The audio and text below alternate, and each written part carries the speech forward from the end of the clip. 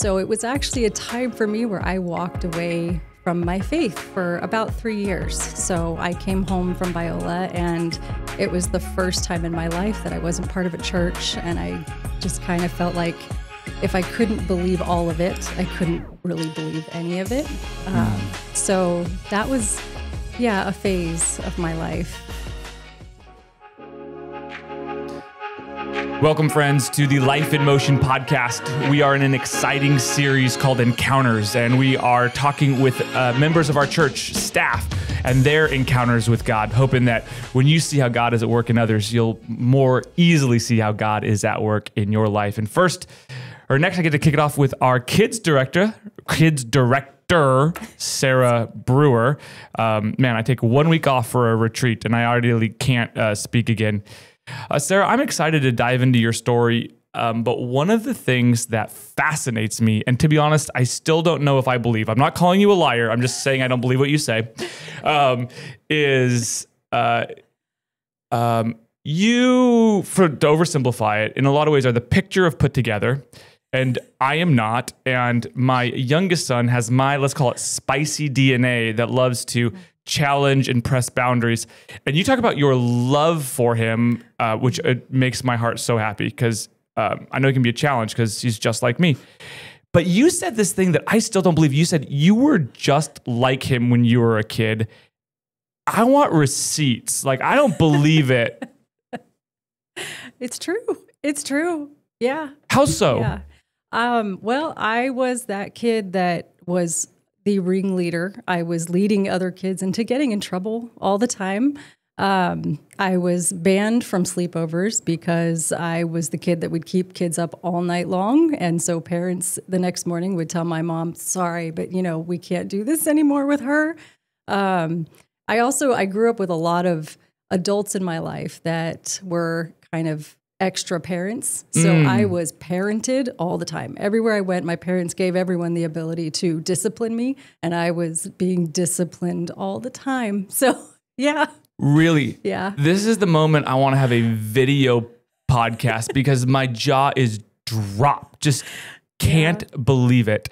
So tell me more about your childhood and upbringing. You talk about lots of different adults being involved, a little bit of your rebelliousness, for lack of a better word. Tell me more. Paint me a picture of what Kids Sarah was like and what the family and faith was like growing up. Yeah, so I grew up in a Christian home. My parents were actually first-generation Christians, and we church was our home away from home. It was the second home. They were in leadership, and I was that, for lack of a better, we always joke, it was the feral child at church. So I was the feral kid running around church.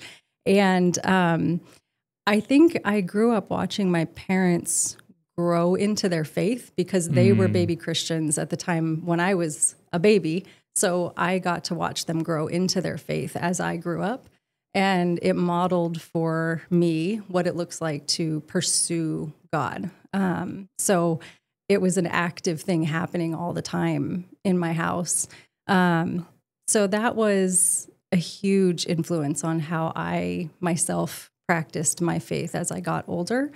And then in my college years, I went on to Biola University, and I was really excited. I wanted to go to Bible college. I knew for sure that's what I wanted. And I got there, and they really prided themselves on helping students to question everything that they had ever been taught so they could have a better foundation for their faith. And that's a great aim, but I found that for me, it started this snowball effect of questioning everything I ever believed.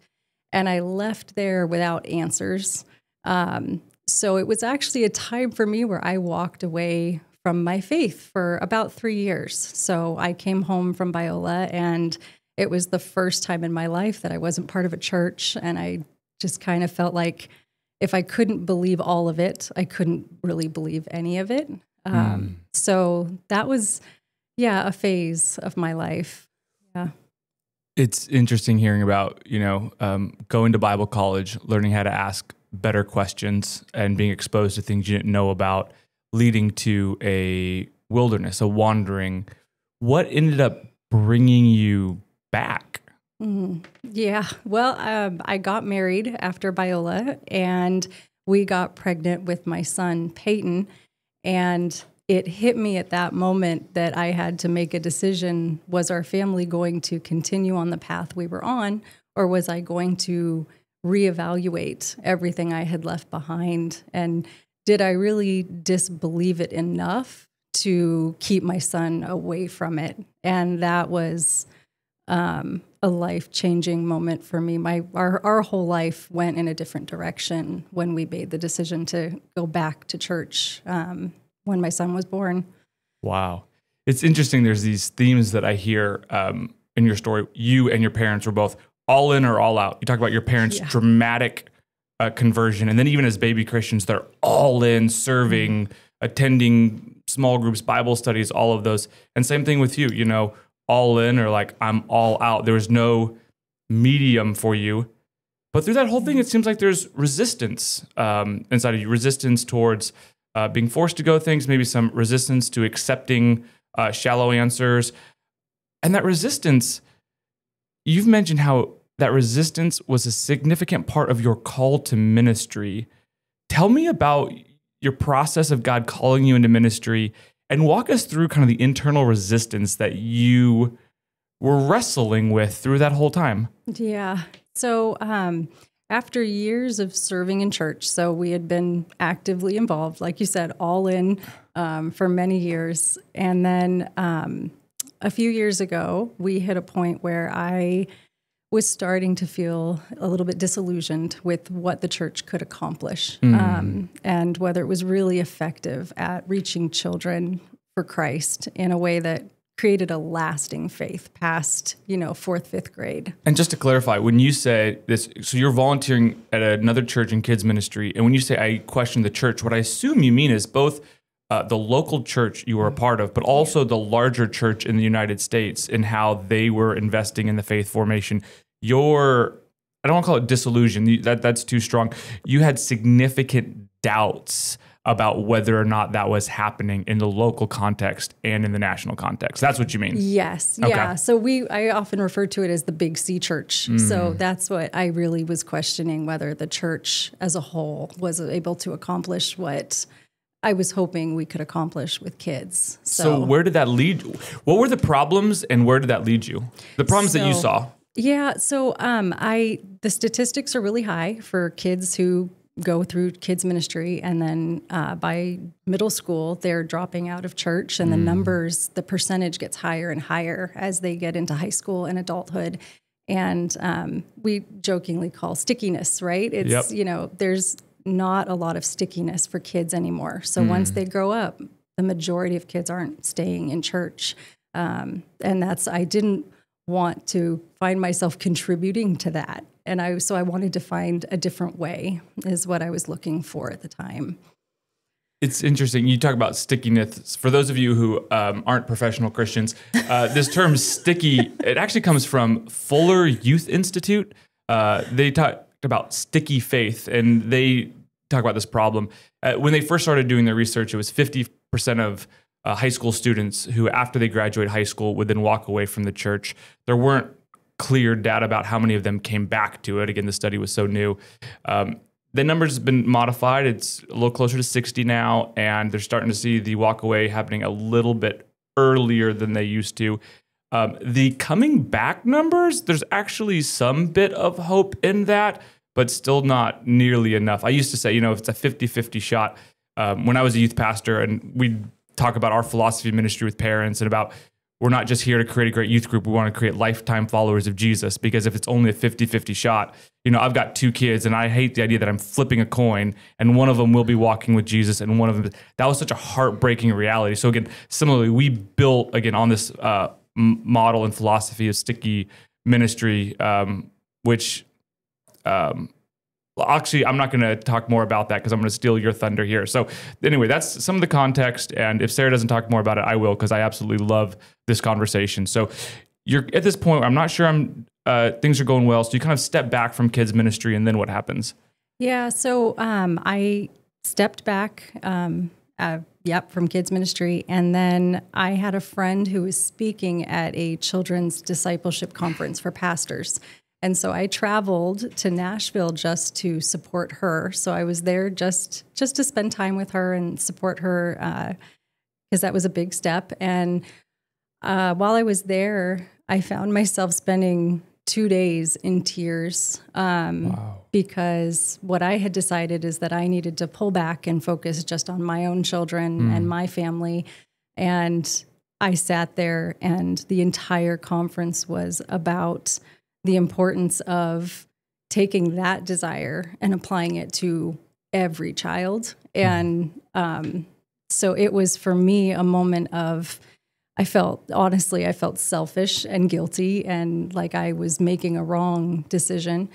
And I spent the flight home speaking with my friend who had been speaking at the conference. And I told her at the end of everything, I know God's calling me back into kids ministry. And at this point, it had only been, maybe 8 months. So I had stepped out of kids ministry, and this is only about 8 months later. And I told her, I think I need to go back into kids ministry. And I don't know if I'm ready. And I didn't know at the time if my family was ready to jump back into a full commitment, like working in church. It's a big commitment. And we got back from that conference, and my family has a annual Hume Lake trip. So we go up to a cabin at a lake, and it's very quiet. This place is pretty much deserted at the time that we go. It's empty, and my favorite thing is to go out to the lake at sunrise. So every morning I go out with my Bible and my music, and I sit at the lakeside and I watch the sunrise. And that year, I went, and every morning I sat out at the lake, and honestly, I asked God to remove it from me. Wow. So, I wasn't ready yet, I think, to step back into all of it. And I just kept asking every morning, maybe this isn't what I'm supposed to be doing. Can you remove the burden that I'm feeling to do this? And by the end of the 2 weeks that we were there, it was very clear to me at that point that it wasn't being removed. And that was the answer, is that I was supposed to come back from that and jump back in and get involved. And it was the first time in my life I was sitting at the lake, and I asked God to make it 100% clear for me what I was supposed to do. And I felt the presence of God with me. Wow. Like I sit on the same rock in the same place every day that I'm there. And I'd never felt anything like that before. And that day I felt God's presence with me, and the most incredible peace about all of it. And I came back, I texted Lori, and I told her, hey, this is crazy, but I think I'm supposed to get back into kids ministry. And Lori told me, hey, you know what? I think we might be looking for someone for kids ministry. And God just opened all the doors for me to come here to Life. So. Gosh, again, I wish people could see the emotion on your face when you talk about the struggle in that call, but also the joy in receiving it. One of the themes that we see throughout Scripture when God calls someone is most times, not every time, there's a confirmation from their community, right? That's why when people say, God has called me to do this, I'm like, well, what does God's people say, right? And I remember, when we first met, you're like, I don't even know if I want anything to do with church, period. Mm-hmm. And then it was like, okay, maybe. And I don't know how to just be a spectator. I got to be involved. And you said, no kids ministry. And I want something I could do with my husband. Your husband's Paul, who's awesome, by the way. And we tried everything, every other ministry in the church other than kids, and anything you could do and it just wasn't working. And at the same time, when you were at that conference, for probably, again, my memory may be off, but I think for, 4, maybe 6 weeks before you even went to that conference, Lori and I were like, I think Sarah's our next kids director. Like, I think, and that, that's huge for us. You know how much we love youth and kids.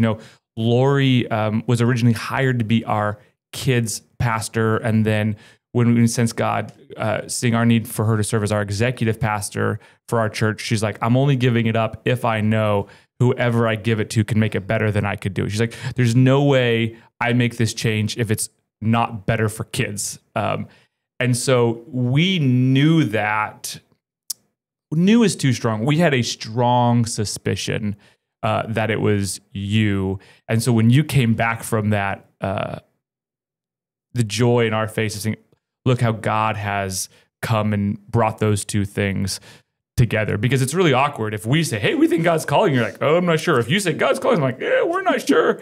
But when you see both of those come together, it's beautiful confirmation. I hear this, there's parts of resistance, but there's also this sense of responsibility. I'm not going to sit back and complain about the way things are, but I'm going to find a way to actually be part of the solution. I love that sense of responsibility. What are the things that you talk about, some of our deficits or shortcoming in passing on faith to our next generation in a way that they can own it for the rest of their lives? What are some of the things that you have sparked a vision of what it could look like? And what is part of the recipe, if you will, for, again, baking this lifelong discipleship and apprenticeship of Jesus, starting in kids ministry? Yeah, go. Yeah. I think I'd answer that in two parts. One is that we on Sunday mornings can only accomplish so much with kids. Yep. And for a long time, the church has relied on, and parents have relied on the church to disciple kids in 1 hour a week.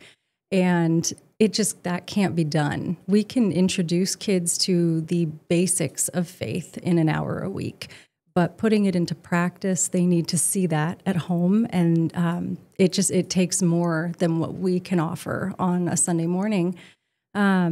So I think when you say recipe, it's partnership between the church and parents. And there's a big movement happening right now where awesome leaders in children's ministry across the country are coming up with great ways that leaders like me can partner with parents so that kids are getting that discipleship training during the week. And I think that's the piece that makes their faith stick, if you will. That's the piece that makes the difference. We actually have the parent group going right now. We have our apologetics parent group that meets on Tuesday nights. And that has been amazing because I'm watching this group of parents ask hard questions, and they're learning to go home and ask their kids hard questions. Because if your kids aren't getting those answers from their parents, they're getting them from somewhere. And that's discipleship. So either they're being discipled by you as parents, or they're being discipled out in the world by other people. And that's where I come in, is trying to give parents tools that they can use at home to have those conversations with their kids. And yeah. I love it. Yeah, I see the momentum in even our own church. And again, it's interesting, all the things you talk about this, this Tuesday evening parents group, but even the family meet and greets, where we're hoping families that are increasingly busy and disconnected, they can connect with each other. But there's also this sense of building a tribe or a community that folks are in partnership with our Kids Director, or in partnership with each other. And again, there's a sense that this whole village is coming around and supporting our kids, but also supporting our parents, who I think a lot of folks who hear what you're saying feel inept to be a discipler of their kids. They feel like, I'm not even a good discipler. I'm not even a good disciple myself, let alone being able to disciple that next generation. Is there one story that comes to mind of a moment where you saw a parent in that struggle, but that light bulb came on and they're like, okay, I feel like even though I feel uncomfortable, I feel ill-equipped, I think I'm going to take part of this mantle, this responsibility, this opportunity God's given me to be a discipler for my own kids. Can you tell me a story about that happening?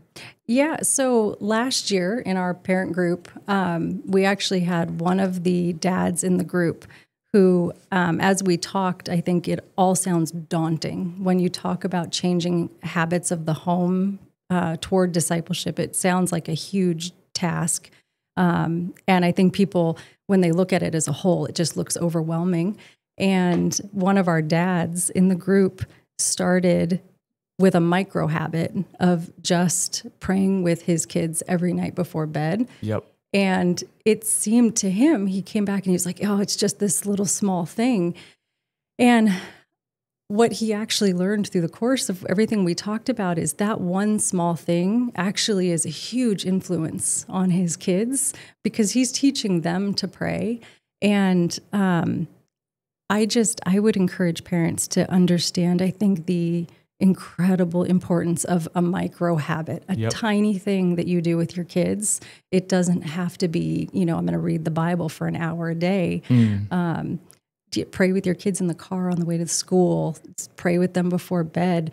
Ask them a question. It's tiny things, and it can happen in 2 or 3 minutes. Yep. And anyone can do something for 2 or 3 minutes. And that's what that dad was starting to realize, was that those tiny conversations, tiny moments make a big difference. Yeah. It's funny you mentioned those micro habits. The book that has been most helpful for me is a book I know you know well, and some of our listeners may as well. It's Parenting Beyond Your Capacity. And similar to these micro habits, it's these moments of trying to understand the purpose of each of those different, times. The prayer before you go to bed is, about having a heartfelt connection with your kid. Driving, is about, building friendships and things with them, which for me, I got to remember, because right now I'm coaching my kids' basketball team. And I got to remember, when I'm in the car with my kids before and after basketball, I am not basketball coach. I need to be, the friend part of dad. And in the morning, my goal is like, how fast can I get them out of the house before, they fight with each other, or, decide they don't want to go to school or whatever it may be. But again, seeing those morning times as a way to coach and prepare them for whatever challenges they're going to have that day. We just did it with my oldest today, having some relational conflict with one of their friends and continuing to coach and say, let's teach you how to have these hard conversations, and realizing, again, these little micro habits of understanding the moments throughout the day is absolutely huge. I love it. So let me ask you this: in this current season of your life and faith, where do you feel like God is specifically challenging you? Not challenging you as a kids director, not challenging you as a staff or church leader, but as an individual, as a follower of Jesus. How do you sense God stirring, stretching, and challenging Sarah Brewer in this season? I think right now I'm really learning to be still and be quiet. That's probably left over from when we joke about when I was a kid. That it's all still there. It's there inside of me. I have a really hard time being still and quiet. I find even at home, I have noise on in the background, kind of to drown out my thoughts. Because my mind is always running. And so recently, during practicing the way, actually, I decided when I was sitting in the quiet, I wanted to turn off everything from TV, music, all of it, and try to just sit in the quiet. And that's a real challenge for me. 30 seconds in, I feel like I am dying. So I wouldn't say I'm good at it. I've been trying for a few months now, and I would not say I'm good at it yet, but I'm working on it. And the amazing result of even the efforts I've put on already is I already feel like I'm more open to hearing the Holy Spirit right now than I was before. And this might sound totally silly, but I was sharing with my kids the other day that in the car, I'm a very impatient driver. And I spend most of the time I have a long drive, and there are a lot of slow cars between Cool and Auburn. And those long, windy, one lane in each direction. And I will frequently get frustrated with people going, 15 miles an hour, because that adds time to my drive. And my first response is, why can't this person just pull over already? And immediately now, on the heels of it, every stinking time I get this voice that tells me, maybe you should pray for them instead of criticizing them or judging them. And it's wonderful and annoying all at the same time, but it happens now all the time. So on the heels of impatience or frustration, I hear the Holy Spirit remind me instantly to pray for the person instead of my initial human reaction. And that has been an incredible growing thing for me in the last few months. I love it. I think the need for silence and solitude is greater today than ever before. One, because we're overwhelmed with stimuli and voices. Again, anxiety levels are through the roof. But I love what you said. It's a practice. By even just practicing those, it's easier to recenter and find God's presence throughout the day later, right? If you can find him, whether it be in a stressful meeting later in the day or a stressful car drive, or when your mind is overwhelmed, learning how to center and silence yourself really is a skill. And when you, again, quote unquote, do the practice of it in the morning, when you need it in those moments later in the day, you've practiced it, so it becomes more naturally. I love what you're talking about. Before we end, I just want to say thank you for your approach to ministry. I love what you're saying. 1 hour a week is not enough.